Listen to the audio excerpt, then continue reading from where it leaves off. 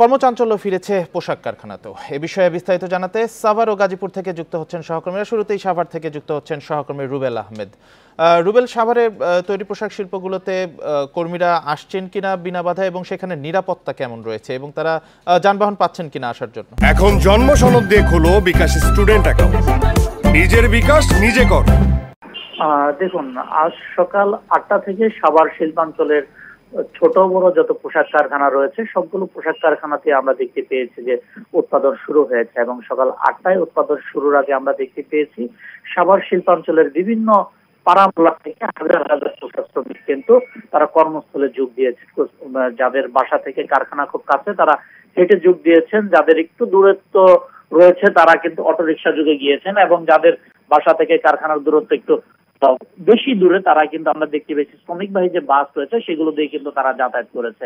এবং শ্রমিকদের সাথে আমরা কথা বলেছি, তারা আমাদেরকে জানিয়েছেন কর্মস্থলে যোগ দিতে গিয়ে সকাল থেকে তাদের কোনো ধরনের বাধা বিপত্তি তৈরি হয়নি। আমি এখন আছি সাভারের পূর্ব কলতাসুতি এলাকাতে। এখানে একটি কারখানা রয়েছে, সেই কারখানায় কিন্তু আমরা দেখতে পেয়েছি যে শ্রমিকরা এখন দুপুরের খাবার খাওয়ার জন্য কারখানা থেকে বের হয়ে আসছেন, এবং স্বাভাবিক দিনে তারা যেভাবে এই অঞ্চলে ঘোরাফেরা করেন এবং দুপুরের খাবার সময় খেতে এসে তারা যেভাবে সময় কাটান আমরা কিন্তু সেমনটি দেখতে পাচ্ছি। এবং মালিকদের সাথে আমরা কথা বলেছি, তারা বলেছেন কারখানাগুলোতে শ্রমিকদের উপস্থিতি স্বাভাবিক দিনের মতোই রয়েছে, কোনো ধরনের ভোগান্তিতে শ্রমিকদের পড়তে হয়নি। স্বতঃস্ফূর্তভাবে শ্রমিকরা কারখানাতে সকালে এসে এখন পর্যন্ত। রুবেল আহমেদ, আপনাকে একটু থামাই যে এই আমরা দেখছিলাম, আপনি দেখাচ্ছিলেন যে গার্মেন্টস যারা শ্রমিক কর্মী তারা তাদের ফ্যাক্টরিতে কাজের মধ্যে ঢুকছেন, কিন্তু কারফিউর সময়সূচি সাভারও আমরা জানি যে 10টা থেকে 5টা কারফিউর যে বিরতিটা দেওয়া হয়েছে বা শিথিল করা হয়েছে, কিন্তু গার্মেন্টসের সময়সীমাটাও কি কারফিউর সঙ্গে মিলিয়ে করা হয়েছে, নাকি আগের মতো স্বাভাবিকভাবে গার্মেন্টস শ্রমিকরা কাজ করছেন এবং তাদের গার্মেন্টস কর্মীদের যে আইডেন্টিটি কার্ড, যেটি ঢাকায় বলা হচ্ছে যে তাদের শ্রমিকদের আইডেন্টিটি কার্ডটা কারফিউ পাস হিসাবে ব্যবহৃত হবে, সাভারেও কি সেরকমটি হচ্ছে কিনা?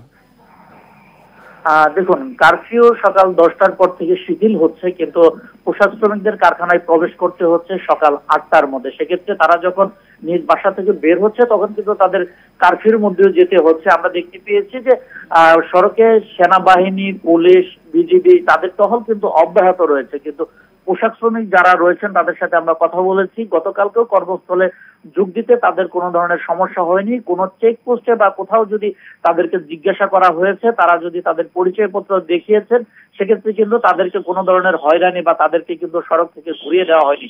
এবং আপনি জানেন যে সাভার শিল্পাঞ্চলের অধিকাংশ পোশাক কারখানায় যে শ্রমিকবাহী যে বাসগুলো রয়েছে সেগুলো দিয়ে কিন্তু শ্রমিকদের আনা নেওয়া করা হয়। সেক্ষেত্রে কিন্তু সেই বাসের সামনেও কিন্তু লেখা থাকে যে পোশাক শ্রমিক বহনকারী বাস। সেক্ষেত্রে কিন্তু এখানেও একটি নিশ্চিত হওয়া যাচ্ছে যে এই বাসটি শুধু শ্রমিকদেরই বহন করছে, এবং যে পাড়া মহল্লার আশেপাশে যে কারখানাগুলো রয়েছে সেই কারখানার আশেপাশে কিন্তু অধিকাংশ পোশাক শ্রমিকরা বসবাস করে। সেক্ষেত্রে কিন্তু তাদের খুব দূরত্ব যে মহাসড়ক দিয়ে যেতে হচ্ছে তেমনটিও কিন্তু নয়। এবং এই পোশাক শ্রমিকরা এখন পর্যন্ত এই কারফিউর মধ্যে সকালে কারখানাতে যাচ্ছে, তাদের কোনো ধরনের হয়রানি বা ভোগান্তির শিকার হয়নি। কোথাও যদি তাদেরকে জিজ্ঞাসা করা হচ্ছে, তাদের পরিচয়পত্র দেখালে তাদেরকে যেতে দেওয়া হচ্ছে বলে পোশাক শ্রমিকদের পক্ষ থেকে আমাদেরকে জানানো হয়েছে।